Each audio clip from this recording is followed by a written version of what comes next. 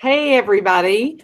Welcome to KY Go Digital. My name is Letitia Sparks, and I am the Programs and Partnerships Manager at KEDC, the Kentucky Educational Development Corporation, and I'll be leading the show today. And I'm very excited. We had several members of the KY Go Digital team with us today.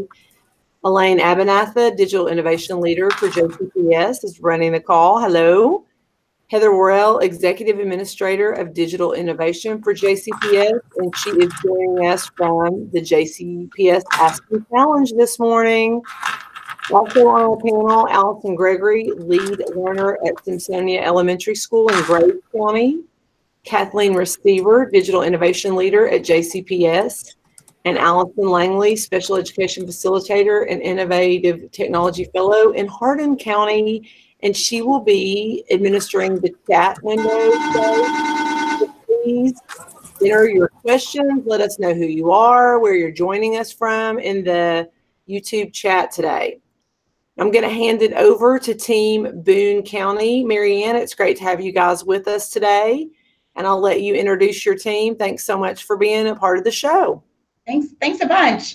We're excited to be here. I do want to introduce my partners in crime, truly my partners in crime. Kathy Himmelman, she is our middle high technology resource teacher, and Chris Walsh, our elementary technology resource teacher. And everything we're going to share with you today, these two are what makes it happen. There's all the nitty gritty, the detail work. We come together as a team and talk about how do we improve access for students and teachers and those kinds of things, but these two really are the ones in the weeds making it happen, and we certainly could not do any of this without their expertise. So as a district, we're Boone County, the third largest district in the state of Kentucky, and I know Jefferson and Fayette County may laugh when I say we have 22,000 students, but to us that's a lot. We have a department of about 15 folks managing 27,000 plus devices, 22,000 accounts for students, and 5,000 staff accounts. So we're a little slim. So that's what brought us to a lot of the automation tools that you'll see today. And it truly did, I'll be totally transparent, it did start as how do we organize ourselves as a department with all of these different tools that we have access to and that our buildings use. When we're having a difficult time realizing how do you log in and how do you do this, and then we know our teachers and students are having a hard time. So it really did start out, okay, we've got to get ourselves wrapped around this and how we can best help our students and teachers work with the tools that they have. We are very fortunate as a district. We have a lot of tools.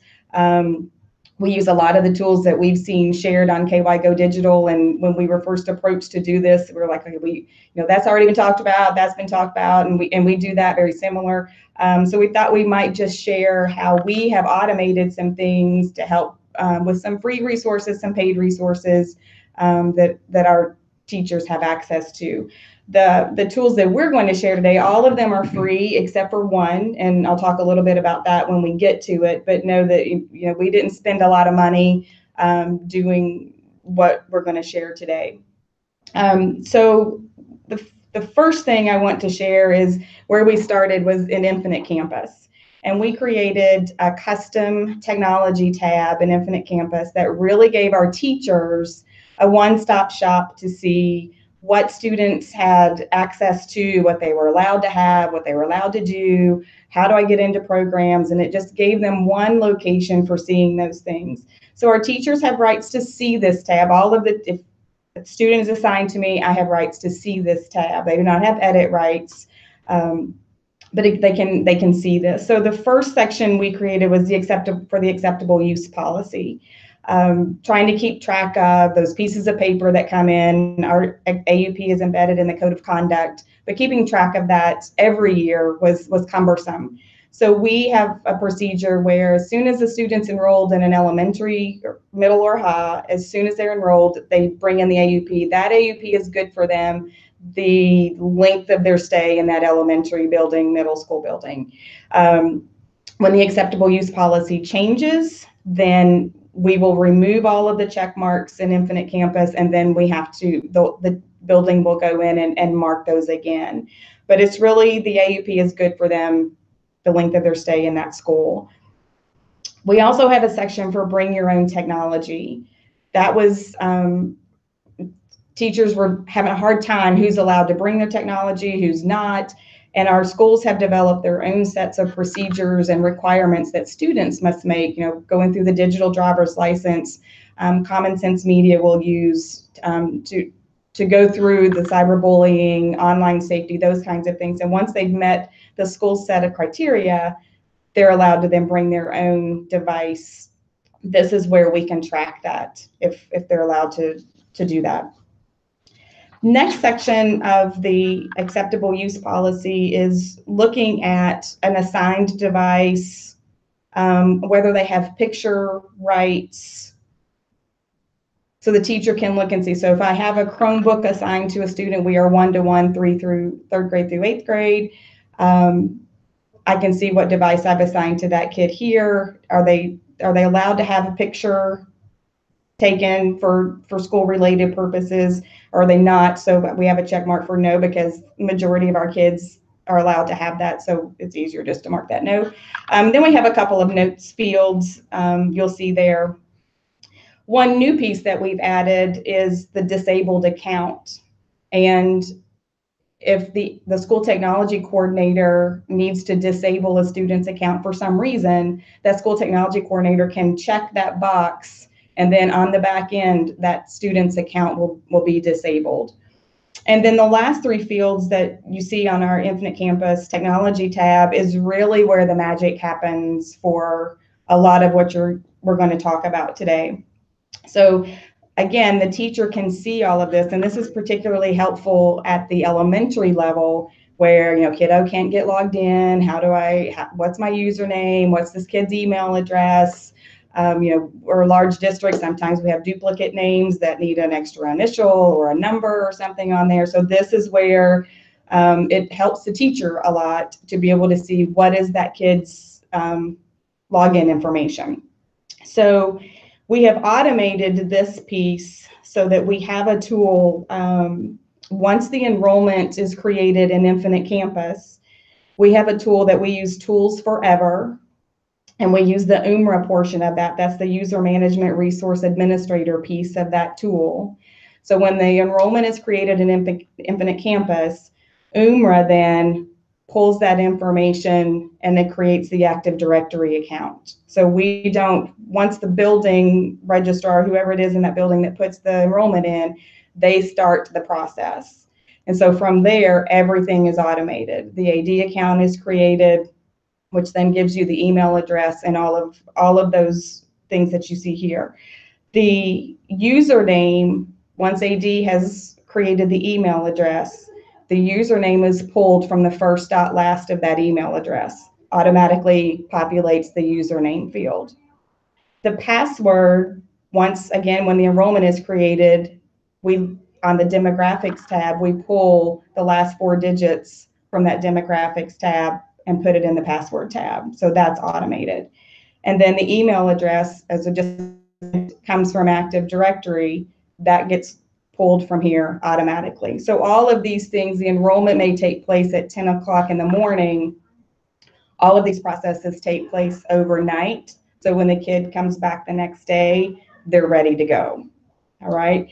So we're going to talk a lot about this username, password, email field in what Chris talks about and what Kathy talks about, because what we were running into is we had all of these products. We had Lexia, we had Dreambox, we had Edgenuity, all of these things, but they all had different usernames, different passwords. So how could we streamline that so that we know that a kid's login credentials for Lexia are the same thing as Google on the Chromebook, Dreambox, Edgenuity. So we were trying to streamline that process for our teachers.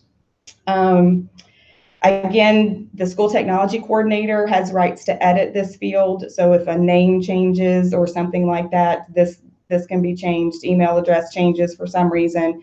Teachers just have view only rights. And a lot of times what they will do is ask a registrar or someone with ad hoc rights at the beginning of the year, they can run a report, have it all on a spreadsheet, and use it easily that way.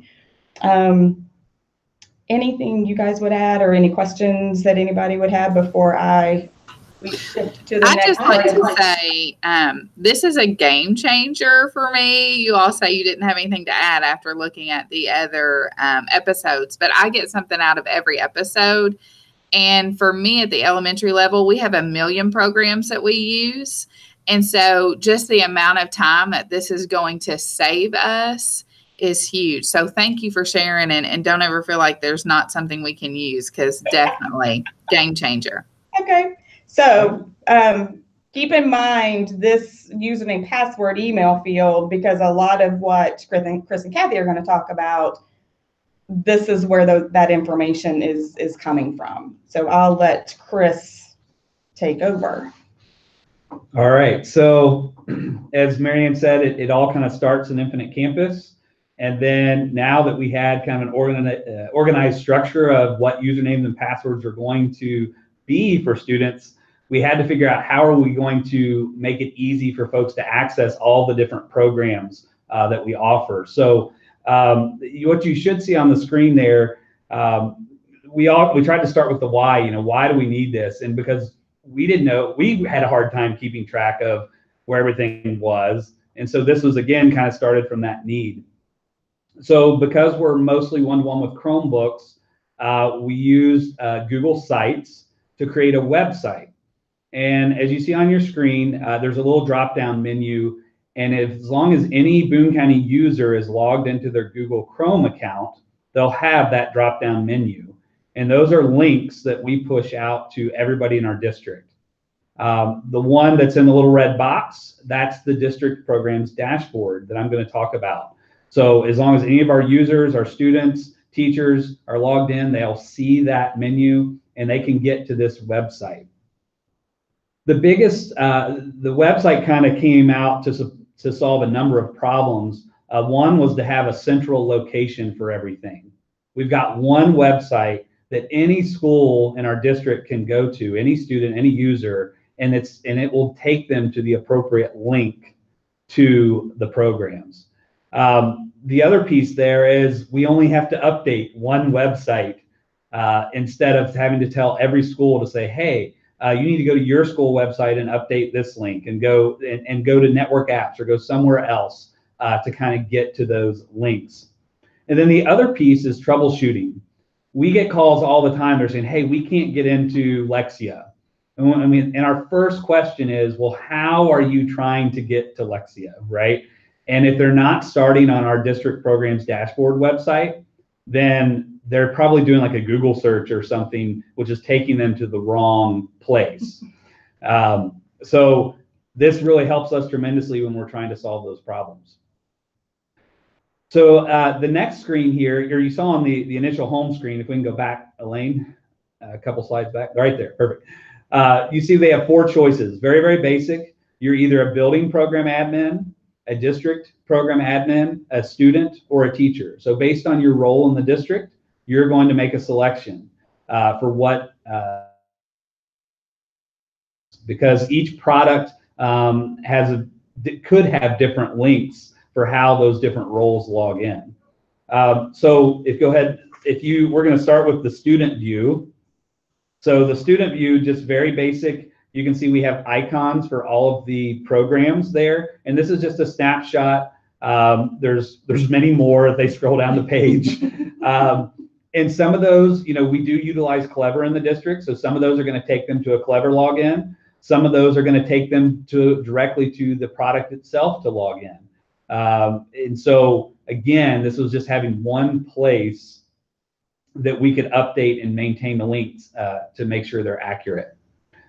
So go ahead. The next option we're going to look at is the building program admin. And so here, again, you can see it looks very, very similar to what our students see. But what we did was we added a help link at the bottom of the screen. So it's I have it outlined there in a red box. So for those folks that are our building program admins, typically that's our school technology coordinator, our instructional coaches, and there may occasionally be other designees in the building. they'll go to that page if they have questions about how to log in as an administrator. So they click that link. And when they click that link, it will take them to another web page. And that web page has a list of all of our elementary schools, all of our middle schools, and all of our high schools. And this is a public page, so anybody in the district can get to it. There's nothing private or confidential here. But then each of the links off of this page they're just Google Docs that have been shared with the specific people that need access. So I believe you can see Yaley up there, YES. So there's only certain people at that school that if they click that link, they'll be able to access the information. So the information that's there is the administrative logins for the various programs for each school. So that way, again, going back to the why did we change this to a website? The reason was because we used to send it out as an email. And then invariably we would get a phone call or, hey, where did I get that email? I lost that email. Can you resend this? Right? And so we said, hey, we're just going to put it in one place. It's static. They can't lose a website, right? Hopefully. So that it's in one place, they can get to it. And then if we need to change it, we can just navigate to those Google Docs and change whatever information we need to and not worry about it. The other piece of that is we're no longer sending emails and passwords and usernames via email rather. And so it's in this static location, and so that's less of a chance for that information to be compromised. So again, this is just for our building program admins, and then we control this just with basic Google rights. The document has to be shared with them for them to be able to see whatever's there. So any questions so far? We are just praising you for streamlining, and we all appreciate the fact that it's not all living inside the emails, and we too have that same feeling of lots of people lose emails and then they're having to spin their wheels, not moving very fast. But the fact that you're also streamlining your students, we talked about this earlier, to that one username helps out our littles as well. So they don't have to continuously remember something new, but also you've given the power, many hands make light work. You've given the power to the teachers for them to be able to look that up. And it's not a ticket to, I need this student's information. So just kudos, a lot of talk on the chat. And I know Allison has been replying back. So we have we've got Chris Lacey is on there, and he's definitely interested in what you guys have got to say. So you guys have really made it simple. Awesome. And the one other thing I would tag on to with these program admin logins, when you have turnover, this really helps streamline, okay, this person is no longer in that role who should have access to that information. Being rights driven, that really helps us keep a tighter rein on data that people who have it, the ones that have it. Awesome. All right, so we'll take a look now at the teacher menu. So the next slide there you can see is the teacher menu, and it looks very similar to the building program admin, except for we have a different link at the bottom. And this one just very simply says login help. And so if our teachers are trying to access a product and they're not sure what the login should be, how do we get there, even though we've got this dashboard, or want to know about the account process, that's what that information's for, and that's what Kathy is going to speak with you all about. Yes, the link actually takes them to a Google Sheet, and as you can see by the slide that you're looking at, you want to know why we created this? Well, it's because we were trying to keep all of that in our heads. So those are all the district-supported programs that we use here at Boone County. And it was just impossible to remember, and we were constantly having to look items up, even within our own department. So we can only imagine how those people are teachers out in the buildings who don't use them frequently. But this is the go-to place if a teacher doesn't know, what do I do if I have a new student and they're not in the program? How is that account created? What's the student's login credentials? I, as a teacher, how do I log into this? this is where they go for that information. Or if they just have a question about the program, who do I contact? As you look at the next slide, you will see that we have different fields. We start out with the software program, and we just have a list of all the district supported programs. The next one is a list of the schools that have those, because even though it's a district supported program, not all of our buildings will have that program. Then we have the first point of contact and the second point of contact. Just because the first point of contact is listed as the first point of contact doesn't mean that that person is going to be able to answer the question. It just means that that individual knows where to send the person or where to send the question. Then we have the account creation. How is the account created? We have some accounts that are created automatically, and we have some programs where we actually have to input new student accounts. So there's maybe an extra form that needs to be completed and sent to either Chris or myself so that the teachers can get the new students in. And if you remember back the, you want to talk about the username? You can go ahead. No, good. No, go ahead. No, I'm jumping ahead of Kathy. That's okay. And then the next one would be the student login. If you go to the next sheet, and that actually talks about, as a teacher, if I have a student and I can't get the student in, where do I go to find the information for the student? How do they log in? And it will tell you there that it's pulled from the technology tab, which is what Miriam was just getting ready to say, I believe. So it's a helpful situation in a teacher, you know, if they have an immediate need for some information, this is where they can go. Also the teachers, you know, teachers have a lot of logins that they have to remember. So we try to make it as simple for them as possible. And we have a column that says, okay, if you can't remember how to log into this program, this is what you need to do.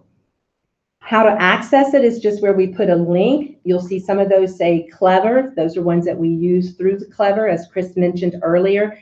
And then we have the program admin and other login.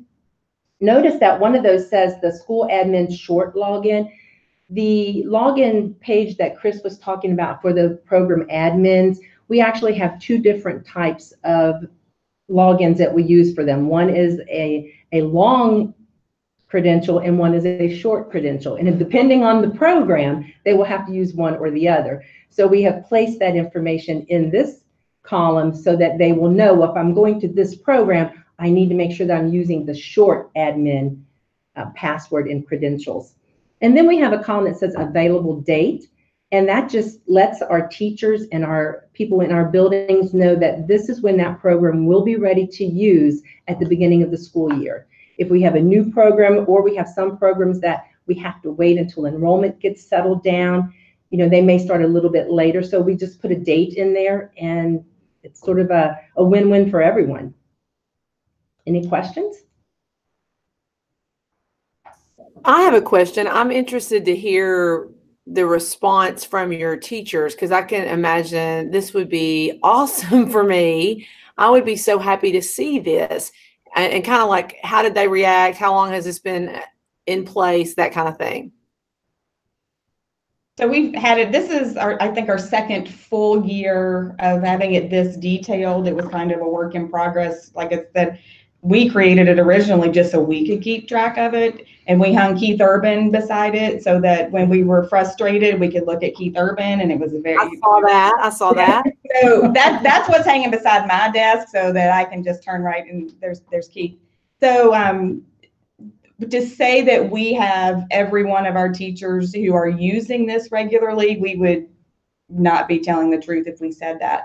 But as this being our second year, more and more are aware of it, and more are very appreciative of it, because they just want to be empowered to say, instead of, like someone mentioned earlier, putting in a ticket to say, what's this? Or now they have full access to see, this is how the login's created. This is where I go to get in. This is how I get in. And not just students themselves too. You know, Kathy mentioned, if all these products would have the same requirements of what a login should be, man, that would be fantastic. But when this one requires this one requires that, then, you know, you have to just be reminded of what those are. So, it's like your district help desk. Like it's like a little district help desk. You just go in there, and a lot of your questions, probably 75% can be answered. That is so smart, and it is empowering for teachers, which is great because they don't necessarily want to take the time, or they might feel like they're bothering you guys. So that's awesome that they don't have to do that.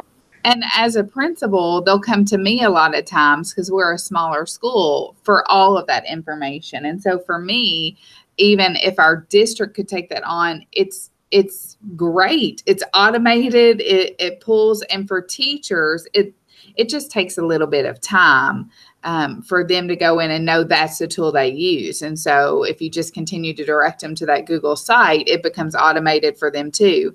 And my teachers, I know, are almost begging for things like that. So they don't have to come to me. It doesn't take time. It's that real time, quick access when you need it on demand. And so I think this is just awesome. Yeah, when they can look it up in 30 seconds versus it, this is already done. Okay, I've missed the boat on, that's what it's right. Like. Versus 2 days of waiting for me to respond or getting in there and adding somebody. I mean, that's the reality. They need it right then. And so I bet you've got a lot of teachers in your corner for sure. Yeah, they've been very receptive to this. I know when we rolled the technology tab just by itself, we rolled that to our school technology coordinators. The first meeting we announced that or showed that, they were just cheering. They were so happy for because it helps them too. They're the ones that and our buildings are large. Some of them have 70, 80 staff members. So this school technology coordinator, who's also trying to teach during the day, is trying to help this kid get in, this teacher get in. So they were absolutely thrilled and have done a good job helping promote it for us. Yeah. So I think, anything else, Kathy? Okay, so I think, Chris, anything? I was going to add that I can't stress, I don't know the right word at the moment, but for the automation part, because and while it benefits our teachers tremendously, as Marianne said, they have the power. When they do a name change at the registrar in their office, it triggers all of these things to happen. And so they're not waiting on the technical staff to get in there and manually change things. And they should see that. They know that because they look at the sheet that Kathy went over, and when it talks about that how accounts are created, it says, it will take 24 to 48 hours after an enrollment has been completed. And so no longer are they coming to us and saying, well, when are you going to do this? And I was like, well, I'm going to do it as soon as you get them registered, kind of thing. So it kind of puts a burden back on them to make sure that they've kind of got their ducks in a row too. Because we've tried very hard to get our ducks in a row with all these processes. So. And that's probably, thanks for mentioning that. That's probably a group that we didn't touch on here, is getting the folks in the front office who do the enrollment, your counselors who do the scheduling, getting not to leave them out, because now their role is super crucial. If I have a misspelled name or an extra space at the end of the first name or the last name in Infinite Campus, then that jacks everything up. If the kid doesn't have a full schedule, then some of these programs don't pull in the kid at all until that schedule is full. So your office staff, and they are invaluable, and they are always happy to help in any way they can, but it's a big communication piece to them so that they realize that there's a lot more depending upon this name entered correctly in Infinite Campus, or this schedule being complete in Infinite Campus. There's a lot riding on that. And I would say that would be one thing that we probably did not do as good a job the first year we rolled this out, was bringing those folks into this entire process, when really they're the basis of this process, because nothing begins until they do their work. The final thing we wanted to share with you is our Chromebook repair program that we have at some of our middle schools, and this is a growing resource in our district. We are, as I think I said earlier, we're in year 3 of a one-to-one deployment for 3rd through 8th grade. We're pretty much one-to-one everywhere, but 3rd through 8th grade is a district funded with a little bit of assistance from the schools. This is truly our own district funded area. So, we automated some things, gave people, how do you get to them? Well, now they have devices to get there. Well, we all know Chromebooks aren't the most durable of devices, so they can break. Sometimes we want to flip keys off of them, or we want to close up a pencil in there and crack the screen or something like that. So you see a picture there of one of our middle schools, and this middle school actually did a poster session at KISTI on their repair program. And so what they do is, there are certain things that they can do. You see that on the screen. They can, replace keys and those kinds of things. But there are certain things that they have to send it off. But this group of kids, there's a certain period of the day where, based upon student need, if I need to work on something science related, I need to work on something reading related or an interest related. These group of kids, their interest was in technology and making how things work and those kinds of things. So they filled out an application and were selected for this period of the day. I think they have 50 minutes every day, and their job is to come in and repair Chromebooks. So they have their own internal work order system. This is what's wrong, so they can replace the key, they can replace the screen, and then they get it back out. So what this does is, instead of, we have a very good relationship with our Chromebook vendor, and they're really good about getting the devices back to us, but this just really shortens that turnaround time of mailing the device in and getting it back. So the reality is, a device could be out of the kids' hands maybe half a day, and if this group can get to at that time, maybe 2 days. So that's what they do during their Blazer time. They go through a set of training. They have training videos that they watch. And then they have to demonstrate that they're able to do this work before they can continue with this class period. We have 2 middle schools who are doing this now. We have a third getting ready to come on board. And some of these middle schools will actually let some of the elementaries, hey, send me your devices, we'll fix those and we'll get them back out to you. So it shortens their turnaround time, so their kids are not without a device for as long as it would be mailing it in and getting back. So we wanted to give a shout out to them, because kids who are taking this interest are crucial to all of this as well. They understand the importance of turning around those devices, not having their device during the class period, because I think they feel it now, hey, if I don't have my device, then they feel all out of sorts. We have some of these kids moving on to the high school next year and really want to get the same type of thing established in their high schools too. So I think that's about it for our show. Any questions anybody might have, or?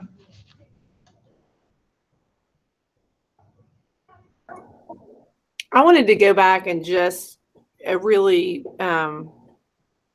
say again how much I appreciate the point. I think Chris made it initially about the why, about having the why in place, and how everything you guys have talked about today is for kids, in the sense that it is about making sure that kids have the technology, whether it be the program or the actual device.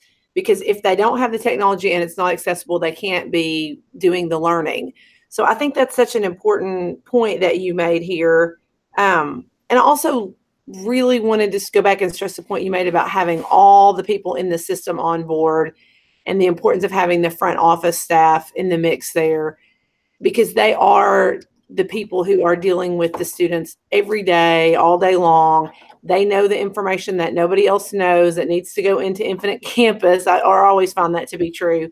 So having them be knowledgeable about what you're doing and why you're doing it, I can see how that could change the game. And I appreciate you being so transparent about saying that was kind of a piece that you learned after you got started.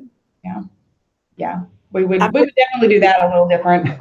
And but you learn, it's part of being in a large district too, knowing, we learn a lot how what we do impacts this department, and how that, and sometimes in a large district that's a little difficult, but sometimes in one building that's a little difficult.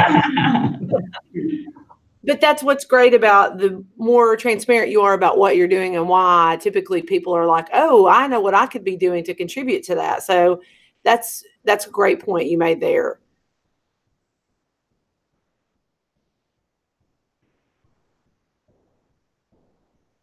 Well, I can't say enough how much I appreciate you guys being on here. Allison, is there anything else from the chat that we need to bring out?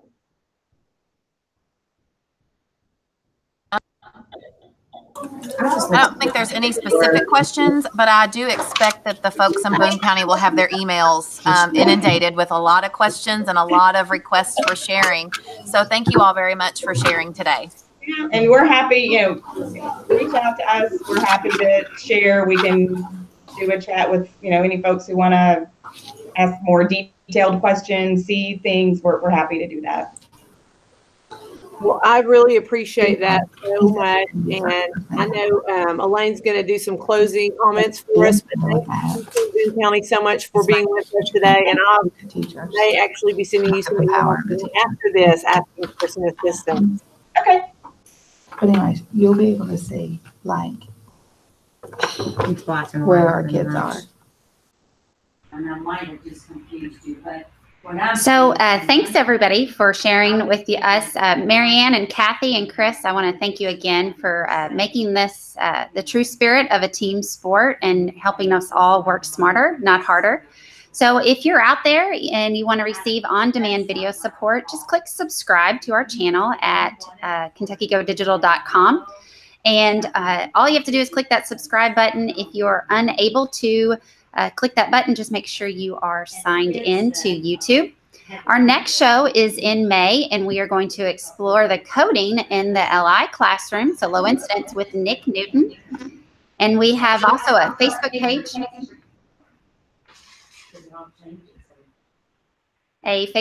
If you are on Facebook and can connect with us there as well. So remember that we have our new summer tour that is coming up. We have lots of different dates that we would like you to join and connect with us face to face. That form is going to come out very soon. So make sure that you stay connected with us on Twitter or Facebook to sign up to one date or all dates, or as many dates as you can, so that you can see fellow rock stars share awesome digital tools and how that they are utilizing them. And don't forget, as you create and connect, share your good ideas to our hashtag so others also can learn and connect from you. So until next time, Kentucky Go Digital.